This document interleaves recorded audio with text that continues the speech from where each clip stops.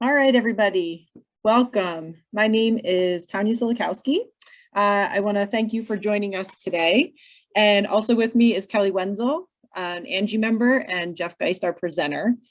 We are excited that you're with us for today's workshop, creating equitable and accessible internship programs as part of Angie's 37th annual conference. I am going to stop sharing my screen now so Jeff can take the wheels of the bus. I want to send out a special thank you to our conference sponsors, PSE&G, New Jersey Natural Gas, and an anonymous donor who is a friend of science and environmental education in New Jersey, and to BASF and Grounds for Sculpture for supporting our field experiences. We are placing the link to our YouTube channel in the chat room, where you can see all of our recorded content for past conferences. There's some really good stuff in there, so if you haven't checked it out, you definitely should give it a go. There's forums and there's other sponsored events. We hope that you are going to subscribe so you can get updates anytime anything else is added. Just a few reminders for this session. We ask that everyone keep themselves on mute throughout Jeff's entire presentation. If you do have questions or comments, please put them in the chat room. Kelly will be monitoring that, and Jeff says he's pretty low key, so if things come up that are relevant while he's talking, Kelly can chime in and ask your questions. There will also be time for live questions at the end, and you can either raise your hand or we will let you ask your questions. So Jeff is the program coordinator at Duke Farms. He's our presenter today. He's a really great guy. That's just my personal opinion. His workshop description is diversity, equity, and inclusion are at the forefront of many hiring managers, but many internship opportunities remain inaccessible to large populations of interested candidates. Creating a fair, equitable, and accessible internship program can encourage a broader range of applicants, help with retention in the environmental field, and provide the necessary experience to foster passion and obtain permanent full-time or higher level positions. Jeff, go ahead and introduce yourself and we can go ahead and get started. Awesome. Thank you, Tanya. That was a great introduction. So again, I'm Jeff Geist. Thank you all for being here. I'm really excited about being able to present today. So a little more about me. I'll do like a quick background introduction, and then I have a couple questions for the audience specifically. So I'd love to get some interaction, and then I'll go into my full presentation. So I did my undergraduate work at Rutgers in New Brunswick in ecology, evolution, and natural resources. While I was an undergraduate, I was actually never able to do an internship. It was just something that was not realistic for me. I couldn't find a position that was paid as an internship that was seasonal, and I needed to be able to support myself financially throughout undergrad. So I was working most of the time through undergrad. After graduating, I bounced around between a few part-time jobs, a lot of 2 different part-time jobs at 2 different organizations for a while, and eventually found myself working at Duke Farms, where I still am. I'm coming up on 5 years in March, which has gone very quickly. It's very surprising. But once I was able to get full-time at Duke Farms, I decided to return to grad school to get my master's. I just finished in May of last year with my master's in environmental conservation education from NYU. And one of the requirements for the program was an internship. And it was something I was really concerned about trying to complete. I was working full-time, commuting into the city 2 to 3 days a week, working in Hillsborough. So it was just it was a lot to fellow ECE alum. It's awesome to see. So I had to do the internship, and it was just a struggle of how I'm going to be able to complete an internship while working full-time. I got 1 full semester in, and then 2020 hit. We all know how that went. Everything went remote. And then it kind of quickly, everyone adapted and moved on to virtual, and I was able to do a fully remote internship, which worked out really well. I didn't have to commute. I never even met the people I was working with in person until the September after I finished my internship. So it was over the summer. I worked with Save Barnegat Bay with Grace Ann Taylor, if anyone knows her, helping to develop lesson plans with Save Barnegat Bay and TCNJ for a new educator workbook. Because one of the goals I had in doing an internship was I didn't want it to be my normal job. I probably could have done one at Duke Farms, but that felt kind of useless. It wasn't a new experience. I wanted to get something new out of it. So my main goal was to do something different and new, and trying to find time with a full-time job and commuting into the city wasn't really realistic. Once we went remote, it kind of opened up a lot of different possibilities for internships. And that's kind of where my interest in like different format of internships kind of came in.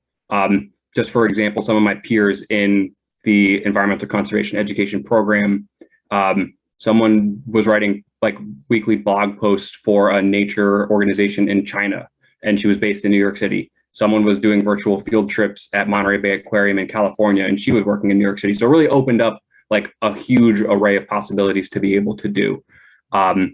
So I would really love, just by a show of hands or in the chat, just like a raise of hands, if anyone has ever done an internship. Doesn't have to be in the environmental field, just like in general, if you've had to complete an internship at one point in your career, just to get a feel for what people have done. Okay, I see hands. I see a couple hands. Awesome, awesome. Does anyone want to share a little bit about their internship, whether it's you know, either in the chat, or if you want to like raise your hand to unmute yourself and kind of talk a little bit about your experience in your internship? I'm happy to call on someone. Lindsay, your hand is up if you wanted to share. That's funny because I had it up from before. I'm sorry, if you don't want to share, that's also okay. Oh, I would like to share. Okay, I'll let her share. Okay. So my internship, I know not everyone is as interested in research, but even if you don't like research, I feel like the internship I did give people kind of the hands-on experience that they needed, but also they found out if they did or did not like research, which is still valuable. And because it was funded by the federal government, funded by the NSF, so these are National Science Foundation research for undergraduates, but it's only available for undergraduates. So even if you are a recent college graduate, you are no longer eligible for these 10-week paid internships. And they also offered housing, and they are throughout the whole US. And I specifically only applied to ones that also provided money for food, because I was not going to starve. That's really awesome. Hugh, I see your hand up. Do you want to share? Sure. Mine was oh geez, it was actually the beginning of my career in the environmental field. The opportunity came where I could have 6 months where I didn't need to be bringing any money into the household. And my wife Dorothy said, "Take the 6 months. If you can get something to get you started, go for it." So I did. And so in those 6 months, and I made it very clear to my mentor that I needed within 6 months to, you know, like have something. And he promised me one way or another it'll happen. So it was a very, very intensive 6 months where I learned pretty much from scratch the history, the story of the Meadowlands, and was able to then begin going out and speaking about it. And I was given the job of, you know, increasing the base of what was then called the Meadowlands Preservation Alliance, from a small group of maybe 10, 12 organizations to just go out there, see what you can do. And my background in sales, as it turned out, really came through for me. So what I found out was unbelievably at the time, I discovered that skills that I maybe wouldn't have described as skills came to the fore. And I'm like, oh, I know how to talk to people like that. Oh, yeah, I know how to deal with objections. I know how to close the deal. Like, yeah, like it's kind of the same thing. It's just a different set of products. So it was really good. But I did find that I did have things that I didn't recognize initially that I was bringing to the internship that set me in good stead. And, you know, as you all probably know, within 6 months, it did work out for me. So still here. So yeah. That's a really good point to bring up in terms of like the transferable skills that are like not related, and that'll actually come up later in my presentation. So I'm really glad you brought that up. All right, next we're going to go Tanya and Rachel both share really quickly. Tanya first, and then and then we're going to move on. Go ahead, Tanya. So my first internship was 25 years ago, totally dating myself. And I had to do it through Rutgers University. And I got lined up through our career services office with a company that sold erosion control equipment. That was their idea of, you know, an environmental internship. that was great because it made me realize exactly what I didn't want to do. And then after that, I had an internship with the New Jersey Pinelands Commission where I got to do research with all the different research scientists that were there. And it was an amazing field experience, still one of my best jobs ever, but it made me realize I didn't want to do research. So that kind of relates to what Melissa was talking about. And the guys, I drew a short straw when a school group wanted a presentation on the Pinelands. Nobody else wanted to do it. And that was my first experience in environmental education. So here I am 25 years later. But, you know, I think internships are important because you learn just as much about what you like to do as what you don't like to do. And I think that's really valuable. And go ahead, Rachel. So I actually did have 2 internships. My first one was a conservation district out in central Pennsylvania. And my supervisor there had actually been at the place that I did my second internship at Shavers Creek Environmental Center in around State College. And that is funded by Penn State for the most part. So they have a lot of money. We were able to get paid, which is fortunate. But because they have such a robust internship program, I was able to see the outdoor school. I was able to work with the summer camp. I was able to work with the animals. So just being able to experience all of that, that puts that as like the pinnacle of internships in my experience. So I'd love to see other people's opinions and how else it can work, because that's all I know. That's really awesome. So I have one more question for the audience. I just want to hear from like 2 of you of who is like hosted an intern and just a little bit more about like that general position. If you had an intern working for you, what kind of stuff did you have them do? Was it paid? Was it unpaid? What was the like term of it? And then from there, I'll kind of start off with my full presentation. So if anyone wants to share their experience in hosting an intern, I'd love to hear it. Go ahead, Alana. Okay, hi. So I just recently hosted 2 interns. I run a middle school ecology program in New York City. And so I had them helping me. It was a paid program, and they were helping me with facilitating lessons in the school. Ooh, how do I do that? They were helping me with facilitating lessons in the school. And so they were pretty fresh in terms of environmental education. So I had to like train them on how to like interact with kids, like how to make like good discussion questions. And then because we have an animal collection, I had to like train them on how to handle snakes and that sort of thing. So they were a really great asset to have, and it was really great that they were getting paid for it too. That's a really awesome sounding internship. And that's like one of the things I'm going to talk about later is really green interns, and that kind of is beneficial, but also kind of difficult. We'll go Stephanie and then Jenny, and then I'm going to stop taking questions. So go ahead, Stephanie. All right. Hi, everyone. I'm actually on the other side of the river, just over in the Poconos. But we serve a lot of New Jersey schools here at Pocono Environmental Education Center, and I also host a lot of interns as well. So usually I adapt to whatever I can do for the student on a case-by-case basis. So I've had some who've just done 30 hours of practicum volunteering. I've actually just hired a part-timer who's local to pay her for her practicum, because it's been a slow hiring season, so I can do that.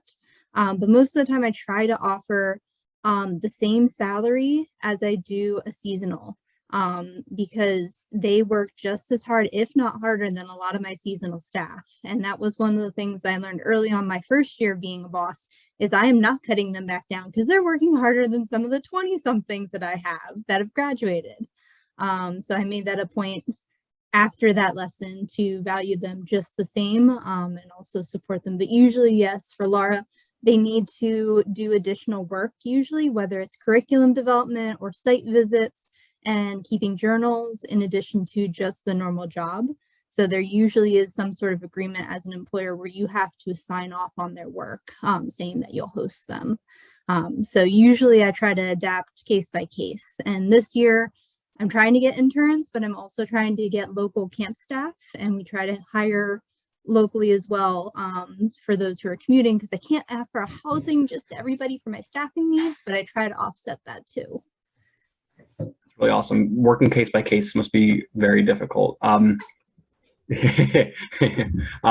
ahead, Jenny, and then I'm going to go into my presentation. Well, I've hosted a lot of different kinds of interns. I mean, I'm probably not the only one in the program that's had watershed ambassadors, which isn't exactly an internship, but is similar in a lot of ways. But that's a program that I think is done very, very well. And I frequently end up hiring those people because they're given such a broad range of training and experiences. And when I've had other interns of my own, I try to mirror that, to get them to do as much different stuff as I can. We take summer camp interns, which are paid. I've also had interns come through different colleges, which were not paid because that's just part of their program. We get Chatham High School has senior internships. So they're just around the corner. It's a struggle sometimes to, you have a certain amount of work that you're hoping that you're going to get out of that person, balanced with having to get them up to speed and cover all their requirements. So I think it's not something to step into lightly. Definitely not. It's typically in a relatively short period of time. I mean, like you have interns for maybe 3-6 months, something like that. It's not like a super long commitment, which is definitely difficult to like be able to get into hitting the ground running and getting kind of the organizational goals accomplished and then the interns' goals accomplished. It's definitely not an easy thing to do. So I'm going to go ahead and share this screen. There we go. Can everyone see this? Okay. All right. So I'm going to be talking about creating a more equitable and accessible environmental internship program. My thesis at NYU was actually on creating a more accessible internship program and how that can relate to diversity within the environmental field. So something I just kind of became interested in and wanted to look into more. I did a little bit of research and some surveying from people who have completed internships to find out what kind of work they were looking for, what kind of work they did, their demographic information, and then see how that can potentially relate to diversity within the field itself. And then after completing my internship, I was actually able to take over the internship program at Duke Farms and implement some of the changes.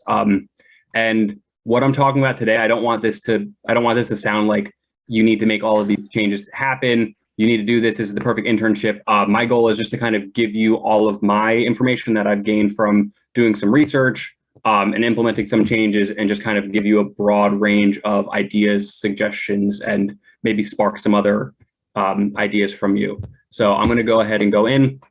I don't know if anyone here has been to Duke Farms. I know I see a bunch of familiar faces and names in the room. So I'm sure some of you have gone to the fall conference for Angie, which is hosted at Duke Farms.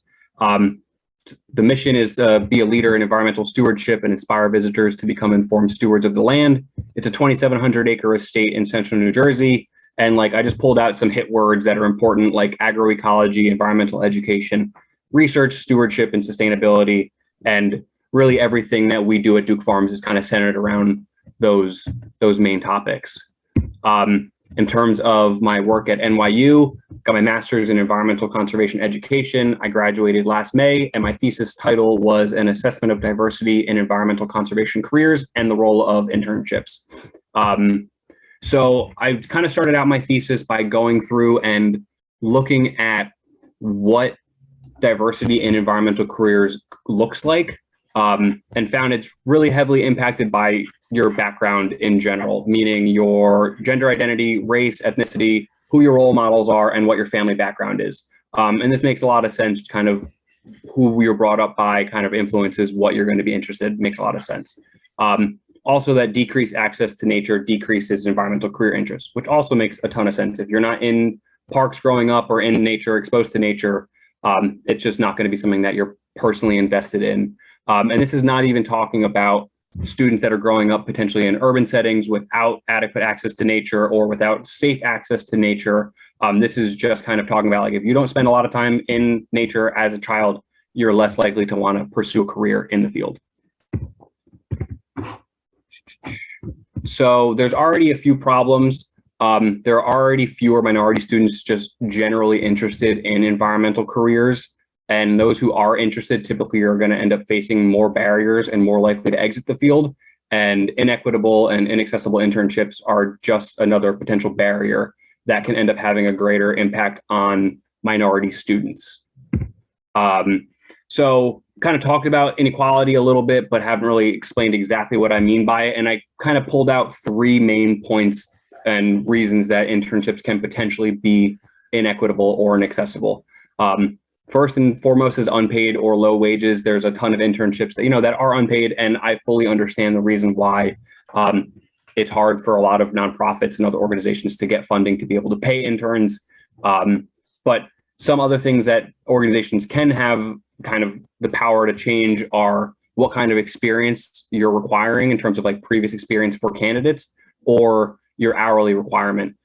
Because one of the things that I think is probably the most unfair is not paying a fair wage on top of requiring, 6 hours a day, 5 days a week. It really limits what an intern is able to do outside of an unpaid internship. So kind of really thinking about everything holistically, I think is important. So just about like internships in general. So we touched on like what an internship is a little bit. Typically, sometimes they're required by schools, sometimes they're not required by schools. I've had interns that just kind of want an experience as a short-term seasonal position that's not necessarily even related to a university. So interns and seasonals are definitely similar, but I kind of think of an intern as like even shorter term than a seasonal position. And I think interns are kind of meant to be less experienced on purpose. So in terms of the organization, they bring in new, usually younger staff members. It's a relatively low commitment, meaning it's seasonal, 3-6 months, maybe, definitely less than a year, almost always. And it's a lower cost of labor. So if you are paying interns, typically they're not going to get vacation time or overtime, benefits, things like that. And then for the student, for the intern, whoever the person is, it's really important professional hands-on experience, and sometimes it can be required by schools to be able to graduate. And I just pulled out some things that I think are important in terms of like what the role of an internship is and why internships are important a little bit more. So they provide students and new professionals. I don't think they have to be students or in college. I think internships can be fair game for someone who's interested in a career change, who wants like an intensive short-term experience bump to kind of, again, get that time to explore and figure out what they're interested in doing and pursuing. And then from some research articles I looked at, students credited internships with more learning than classwork or simulations. And this is especially makes sense for an environmental internship. You can read as many field guides and textbooks and technical manuals about trees as you possibly can, but the best way to learn what an oak tree is to go out in the field and identify an oak tree in person. It's kind of those like that hands-on learning aspect that's really important that you don't necessarily get inside a classroom. Next, internships can increase self-efficacy, spark more career interest, and provide self-confidence. This definitely comes into play, like what we were talking about earlier, in terms of like finding out what you like and finding out what you don't like. It really can be a guiding force, and especially for younger students who don't really know what they want to do, provide that self-confidence for what they want to do, what they like doing, and move them forward from there. And candidates with internship experience are more likely to receive full-time job offers and higher starting salaries, which is really interesting. And that's one of the main points I'm really going to hammer home, is just by having that internship experience, you're already more qualified for better positions. So into my general thesis and data collection work, I wanted to find out what the typical format of an internship was and what the students, like who those students were. So the typical internship was 1 to 3 months over the summer at a nonprofit. That definitely kind of stands out as like those were the overwhelming majorities across the board. And the typical female was an undergraduate white female identifying student. So I just wanted to find out like who they were and what they were doing. And that's what it looked like. I also had them do some feedback work. So this is a fully anonymous survey administered online, kind of emailed out to my general network and people I'm loosely connected to.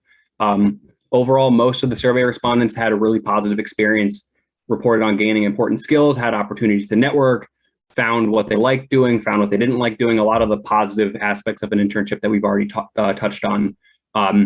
And almost all of the respondents said a paid internship was a priority, but less than half were actually paid.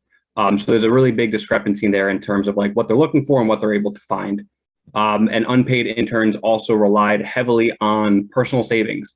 So a lot of those interns who reported on not being paid said that they either had to rely on family background or family support or personal savings to be able to fund themselves through an unpaid internship. So what does this tell us so far is that those who were able to complete an internship thought it was really useful. It did what it was supposed to do. It gave the student whatever experience they were looking for. But it also means that those who were not able to support themselves financially during an unpaid internship just couldn't do one. So this is really telling in that low entry-level wages are just another barrier in DEI goals of a lot of organizations, because candidates who cannot do an unpaid internship or a low-paying internship just are not able to do it, and they're just not even bothering. And one thing that I didn't necessarily set out to look for, but I thought was really interesting is that internships were really successful in retention. Out of everyone who filled out my survey, I think only 3, maybe 4 said that they went on to pursue a job outside of the environmental field. That means almost everyone, I think I had almost 80 people fill out my survey. So almost everyone said they either went back to school to finish their degree in the field or got a different job within the field. So in terms of recommendations, I made 4 big recommendations for my thesis. First and foremost is provide interns with a fair wage. Again, this is not like, I understand places cannot, some places are unable to, but that's definitely like the standout goal, is to be able to provide your interns with a fair wage. If you're not, or even if you are able to pay interns, I have 3 other recommendations that I think are important, which is increasing the flexibility of internships to allow for flexible work. Meaning being able to work remote or being able to work hybrid, especially students who have been in school over the past 2 years have gotten really comfortable with working remotely and kind of that independence that comes with working remotely. So kind of having faith that whoever you hire is going to be able to work successfully on a remote or hybrid schedule. Will also just allow them to have more flexibility in their own schedules to have another job or do summer classes or anything like that. The third one is really important. I think internships are really meant to be the starting off point in a candidate's career. You're probably going to end up with ideally interns that have little to no previous work experience or little to no previous paid work experience. So really decreasing that experience required, because if internships are meant to be the starting off point in a career, how can you require 2 years of experience to be able to get an entry-level position that's required for better jobs? So really like that, like 6 months to a year of experience is like maximum for an internship, ideally, just because you really need to minimize how much experience is required to open up the candidate pool a little bit. And this might mean adjusting expectations and the responsibilities of an intern, but I think it is an important aspect of increasing the candidate pool. And the last thing is creating internships opportunities for younger students. This is a really interesting one that has a lot of ways to grow. Having internships for seniors, juniors and seniors in high school or freshmen in college has a really good opportunity to, not necessarily have to pay an intern if they're in high school.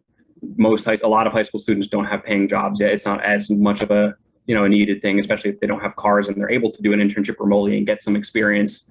But targeting younger students is only going to help in sparking career interest and helping in retention within the field. So those are just some recommendations that I had based off of my thesis research. And just to kind of draw some conclusions from it, making these recommended changes probably isn't going to increase student interest in the field, but it can work really well in helping to retain students in the field and kind of preventing students from, going off and doing something else or going into pharmacy work or things like that. And also these recommended changes can possibly help alleviate some barriers that underrepresented groups might face in trying to break through into the environmental field. So that is it for my thesis work. I'm going to start talking about the Duke Farms internship, but if I can take a quick break, if anyone has any questions or comments or anything like that, I'm happy to take them right now. And then part 2 is talking a little bit more about the changes we made at Duke Farms and what our internship looked like last year and what changes we're already making for this upcoming year. And there'll be more time at the end for like questions specifically about that. But if there are any questions right now, I'm happy to take them.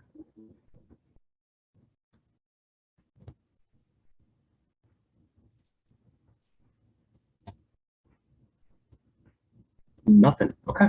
Okay, there we go. Go ahead, Stephanie. You're muted. Sorry, I like the fact that you brought up high school students because one of the things that I found, I actually made a volunteer assisting camp counselor position for 14 to 17-year-olds, and it runs the same length of my camps, but the parents will register them like they would a camper. The program is free, so there is no cost other than the goodwill of the camper coming for a couple days of training beforehand, and then assisting with the younger groups, usually like at least 4 years younger than them. So they are an assistant now and getting experience and have like their first job with us. And that's something that I've built in to help get an extra sets of hands to help with summer camp with logistics. That's very cool. I like that a lot. That's a really awesome idea. So the one comment I just saw was from Rachel is you might get into it later, but I'm interested in how a virtual internship will look like. So our internship at Duke Farms was fully in person, but I can talk a little bit about my experience completing a virtual internship summer of 2020. So pretty much we had like bi-weekly Zoom meetings that were pre-scheduled. And other than that, it was just I worked when I could work.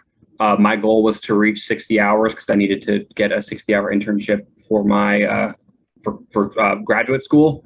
So that was kind of my goal, was to reach that point. So I would just kind of chip away and work when I was able to work. It was very much so work on random times when I had some time to work on a lesson plan. I would work on, lunch breaks or weekday evenings or like Saturday afternoon. If I wasn't doing anything, I would work on a lesson plan for a couple hours and do that. And then we set goals for the next 2 weeks. So it was very, very independent and very much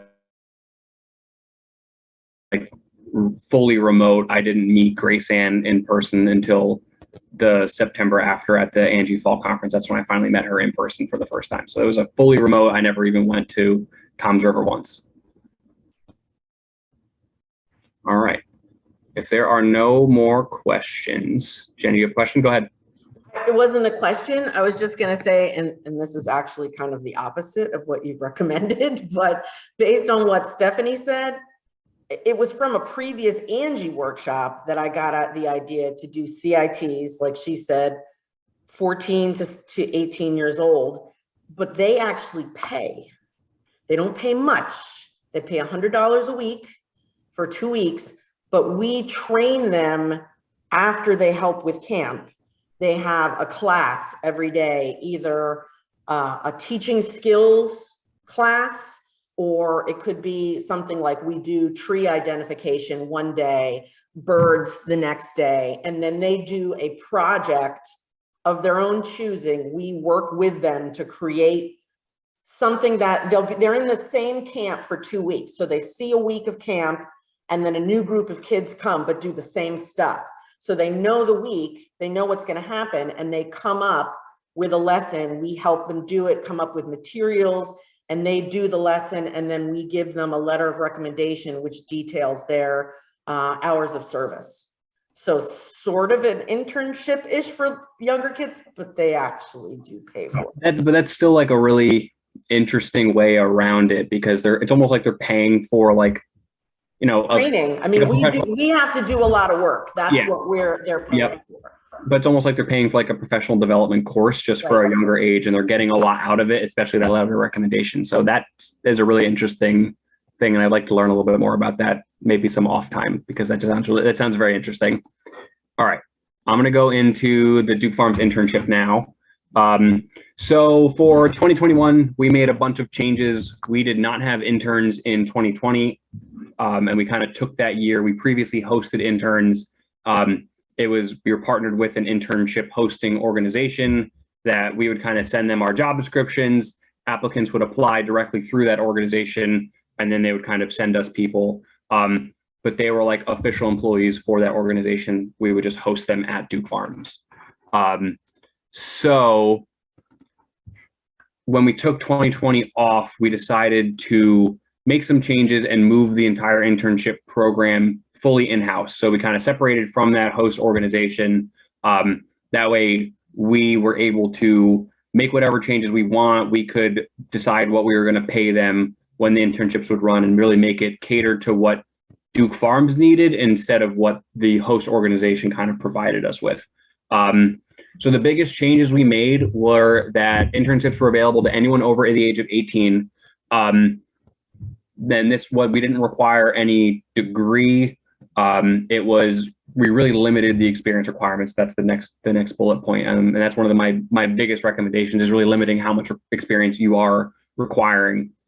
So like we had an education internship position, and like what Hugh was saying, a lot of them were kind of based off these transferable skills. So we didn't ask for experience teaching others. We asked for being comfortable talking in front of people and being able to kind of, have maybe some customer service experience where you're comfortable talking to people, maybe not in an educational sense, but you're still comfortable interacting with other people face to face. And you're comfortable working outdoors, and you like learning about nature. Those were kind of our main experience requirements for the positions.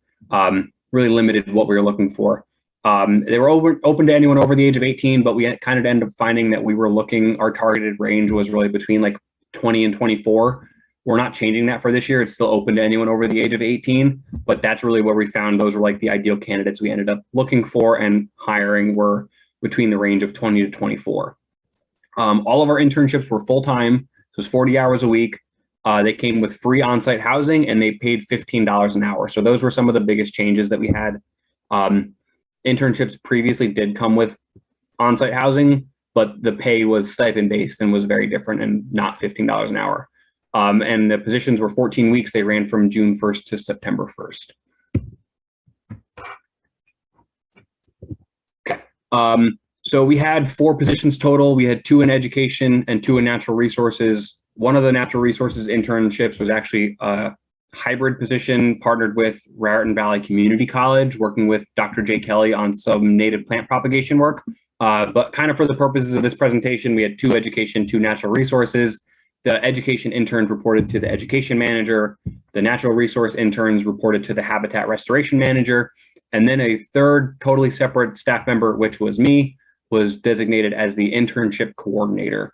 And this ended up being a really useful role. And one of our biggest takeaways was that designated one separate person to kind of deal with, all of the onboarding, making sure everyone had laptops and computers and deal with all the housing and make sure the housing agreements were all lined up, doing any college credit coordination that needed to be done, things that needed to be done for all 4 interns instead of having education manager do it for their 2 interns, habitat restoration manager do it for their 2 interns. You just had one person do it for all 4. And kind of when we were designing the schedule of the internship, we decided that it would be really beneficial to have all 4 interns work collaboratively 1 day a week. So they'd work 4 days a week in their respective departments. And then 1 day a week, they'd all 4 come together and work with me, and we'd do something totally different that was kind of outside their day-to-day work. So in terms of applicants, we had almost 300 applicants the first year we did it, which was really awesome to see. For this year, I'm already getting emails asking when internship positions are going to be posted, and we begin accepting applications. So it's already kind of catching on and doing what we wanted it to do. We picked 8 from each position to interview, invited 4 to return for second interviews with the departmental director, and then we offered the positions to 2 of them. And then another thing that we changed is we were kind of very intentional with looking for intern candidates that didn't have a ton of prior experience. So we had a whole separate folder for people that had too much experience, whether it was they had 3 to 4 years of work experience that was paid. They'd done multiple internships. Some of them were watershed ambassadors. So people who have a ton of experience and are not really going to benefit from a really entry-level position that this internship was designed to be. So we actually just kind of invited them to apply for seasonal positions. That's how we hired a few of our seasonal educators and natural resource stewardship staff, was just from people who had applied to internship positions. They were overqualified and they were hired for a seasonal. And seasonal positions they pay about the same, but they're usually a longer term. And in terms of equity, one of the biggest things that I try to do is not make any assumptions of what any intern had coming into the position. The biggest thing is listing the hourly wage on the position description. That's becoming more and more common now, is kind of getting it right out there and just very clearly saying what this internship pays. But that was front and center on the webpage, on the job descriptions, kind of everywhere. It pays $15 an hour. And then to start out, all the interns were given uniforms, a new pair of boots, and a pair of gloves for the full season. And they all got some stuff to kind of use for the summer. They got work laptops, bicycles, binoculars, backpacks, water bottles, all that kind of stuff, anything they would need. We kind of gave them pretty much everything we could. And the housing came with everything but food and clothes. It had TV, air conditioner, heat, flatware, silverware, everything they need, even like dishwashers, washer, dryer, all that stuff. And all four also got to share a plot in the community garden. So at Duke Farms, we have a 5-acre community garden that has 500 plots in it, and all of them just got like one 10 by 10 plot to grow whatever they wanted to grow and kind of get involved with the community garden that way. In terms of the schedule, it was 14 weeks, 40 hours a week, 5 days on, 2 days off. That was something that was really important, is to make sure they were able to get those 2 consecutive days off. That's kind of a difficult thing to do when you're working on a 7-day schedule. You know, we're at farmers markets on Sundays, we're open on Saturdays for visitors. So kind of figuring out when interns were really, really necessary. So education interns work Tuesday through Saturday. Saturday is our busiest day. So that's when the most educational opportunities are and the most classes. So had them there for those days. And then natural resource interns work Monday through Friday. They don't need to be there on weekends. They're not interacting with visitors. And then all the interns work together every Wednesday with me. In terms of like that cohort structure, we did a lot of work. It was mostly focused around team building and professional development. So I created a full professional development menu. It is the 5th tab down. We did a resume and cover letter workshop.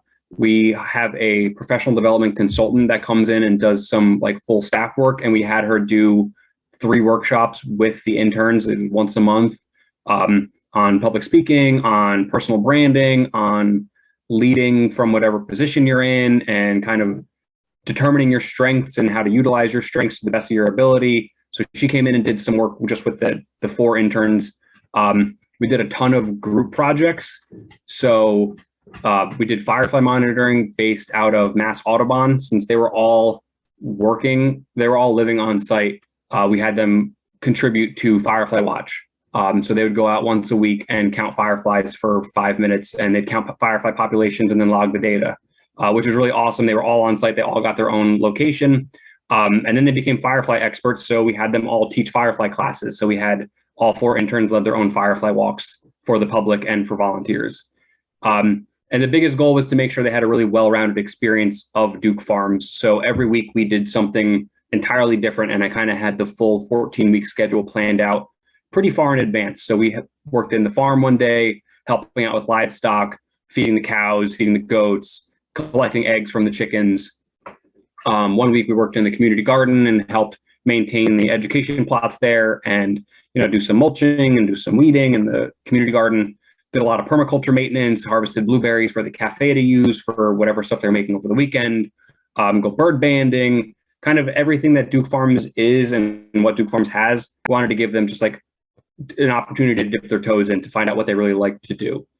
Did a couple offsite field trips as well, which was just mainly a really good opportunity to kind of get to know each other a little bit more in a more casual setting, but it also was an opportunity to go somewhere that's a little bit different. We didn't go far. We went to the Sourlands one day, which is super close to Duke Farms, but it's a totally different ecosystem. It's when the periodical cicadas were at their peak. So they were all over there, which is really super. It was very cool to see. Some of you know my background is in entomology. I like bugs a lot.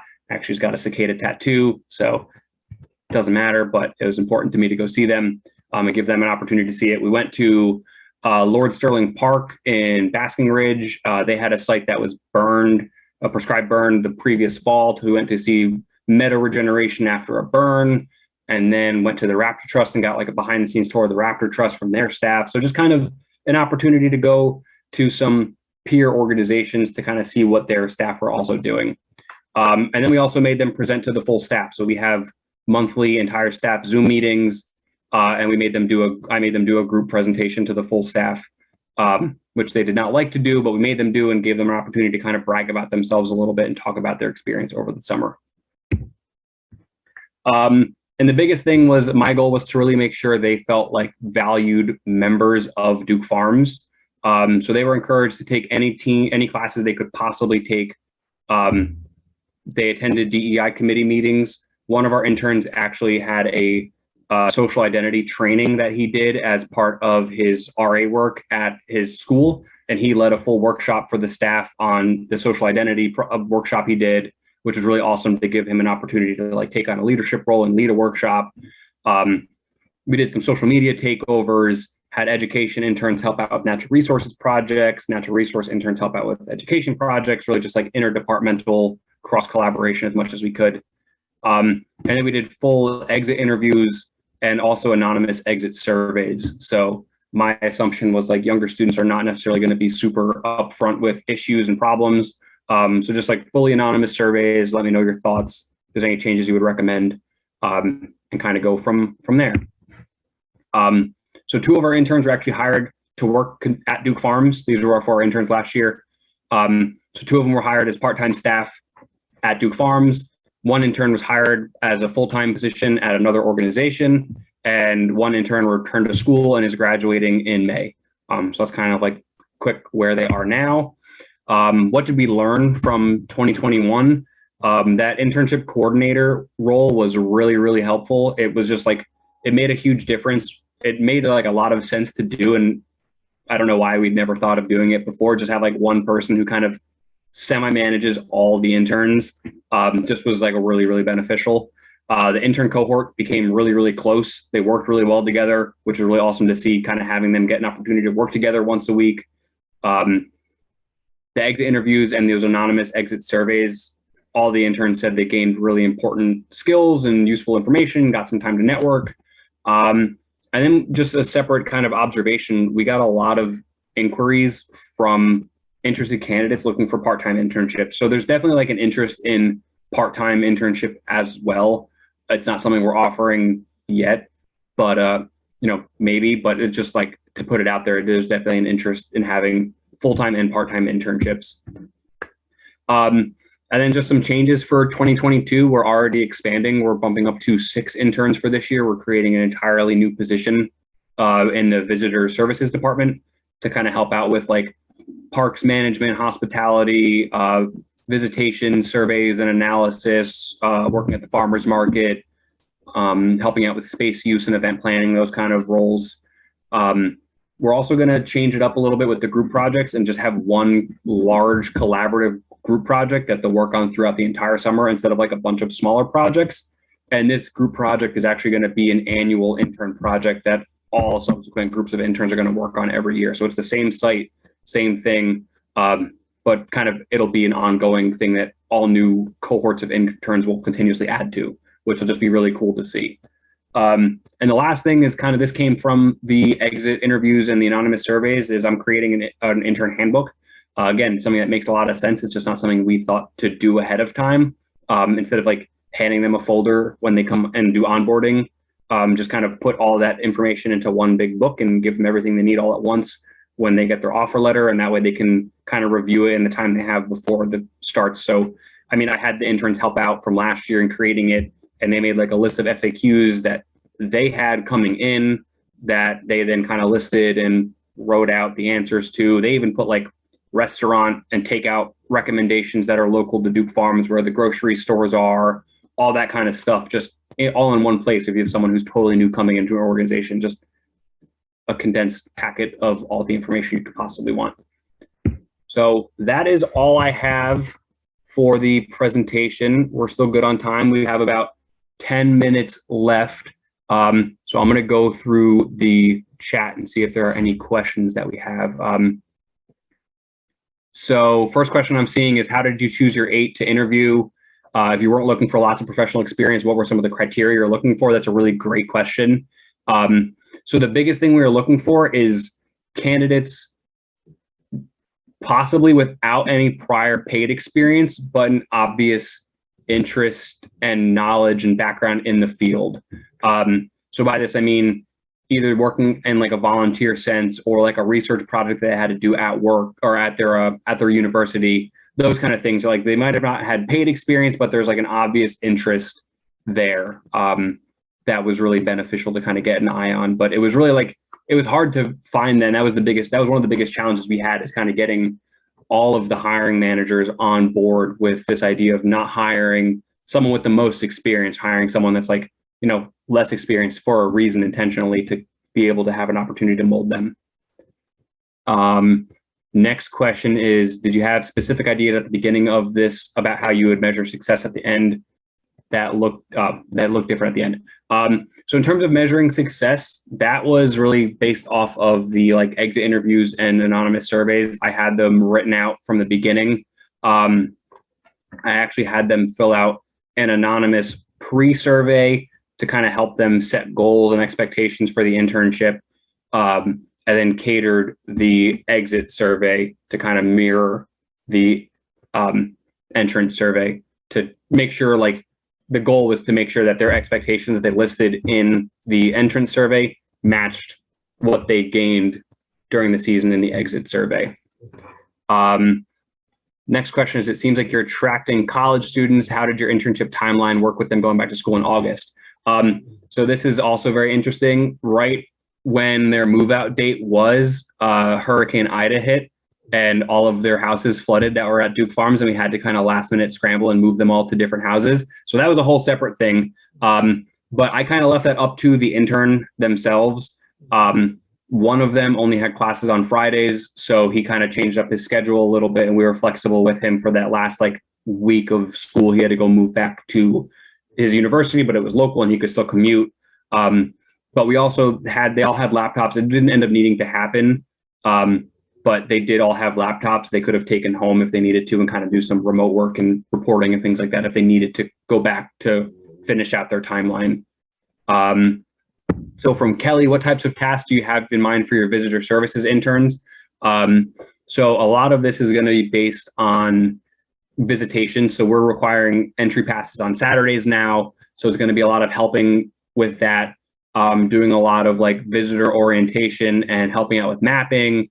A lot of event planning. So we host a lot of like peer organizations. We'll have conferences or board meetings, things like that. So it's helping out with kind of that whole event planning or space use side of it. That's kind of the idea of what visitor services are going to be doing. And also like their ongoing project is going to be based on a visitation analysis that they're going to have to design and implement through the year of our like busy season from June to August, and kind of see what kind of people are being attracted to come and where they're coming from, things like that. From Deb, I know you said paid internships are more desired, but how do you suggest to an organization who can't afford to pay an internship to attract individuals? That's a really, really great question. It's not an easy one, but the biggest thing is see what other kind of things you can offer, and be pretty clear from the beginning of, you're not getting paid, but you know, you're going to get letters of recommendation. We'll work with the college to get credit if you need it. We're going to give you these things. We'll teach you how to do these things, and kind of outline what the alternatives are, and what the intern can expect to leave the position with. And I think being upfront with those things are important, because you're setting expectations through the year for what the intern is going to be getting. From Rachel, if the organization looking for interns cannot fully commit to a paid internship, what do you think is the next most important change we can make? Definitely those two main points are to increase flexibility and decrease experience required. Increasing flexibility means an unpaid intern is able to do something outside of their internship. And again, this might mean changing up your requirements and responsibilities for the intern to allow for remote or hybrid or virtual work. But those kind of things are like, be very clear, and you're just giving them an opportunity to be independent and work, but give them like internships that are very project based, that have set goals and expectations that they can kind of work to throughout their term. And then by decreasing the experience required, you're just kind of opening it up to more people who can apply. So you might not get, you know, the ideal intern that you were hoping for with a couple of years of experience, but it's hard to expect that if you're doing an unpaid internship. So just kind of reassessing what you're looking for and what your goals from an internship are. If you're just having an intern because you need someone there doesn't need to be an intern, or couldn't be a volunteer. Kind of change it up like that. Or like if you have a specific project you want accomplished, maybe that's the internship is just a very project-based internship that they can do a little bit remotely. No problem. And Kelly brought up a good point is, I guess this is from Audubon. Kelly is work directly with universities to provide credit offering for upcoming positions. And this is also just like a really important thing is, working with, even if it's just you have a university that's local to you, even if it's not, Rutgers has a huge campus. There's 3 different locations, North, Central, and South Jersey, posting things on job boards. They have career placement departments at Rutgers to kind of help recruit and potentially get ideas for. So there are a couple contacts at Rutgers that are like very good with coordinating credit and things like that. So there's a lot of those organizations and universities that are, students need to do an internship potentially to be able to graduate. They're looking for places that are willing to host interns. So it might not be paid, but they're still required to do it. So that is that's always beneficial. There's all those universities you can reach out to those departments that are related to your field and see if there's any opportunities or who the chair of that department is and kind of contact from that way. And that's how we did a lot of our internship recruiting, was directly to university professors and the chairs of the departments who kind of led like the ecology department at Rutgers, the one in Montclair, the biology department in Montclair. And that's where a lot of our applicants came from. We're just from local universities who were interested. Okay, any more questions? If anyone wants to, I'll put my email address in the chat. If anyone has any specific questions they wanted to reach out to me about, I'm more than happy to take any questions. That's my email address in the chat. Feel free to shoot me an email. I can talk about intern stuff all day. Jeff, that was awesome. If it were 25 years ago, I would have definitely gone for this internship. I just want to thank you on behalf of Angie for all of the amazing work that you put into this presentation and your program. It's obviously a really well thought out, very successful program, even for the first year. So thanks so much for all of the passion you put into that. Just a couple quick housekeeping things for everybody. We are going to post an evaluation link in the chat. That is your evaluation for the entire conference, but feel free to fill it out at any time. Just a reminder to subscribe to the YouTube channel. So if you missed anything that you were hoping to be able to see today, but you decided to hang out with Jeff instead, you'll be able to catch that on the YouTube channel. The deadline today, we have 33 minutes left until the deadline for signing up for the field experiences. So if you haven't signed up for those yet and you're thinking about it, there's some really great stuff that's offered through Angie this upcoming weekend. And again, deadline 4 p.m. So don't forget to sign up if you've been meaning to. And then we want to thank again our conference sponsors, PSE&G, New Jersey Natural Gas, and our secret anonymous donor, and also to BASF and the Grounds for Sculpture for supporting our field experiences. There's some good stuff there. Thank you for all the work that all of you do. Can't wait to hear about all the great internship opportunities that are going to be available this summer. There's going to be a lot of competition out there for good opportunities, and that's a very good problem to have. So thanks a lot, everyone. Thanks, everyone.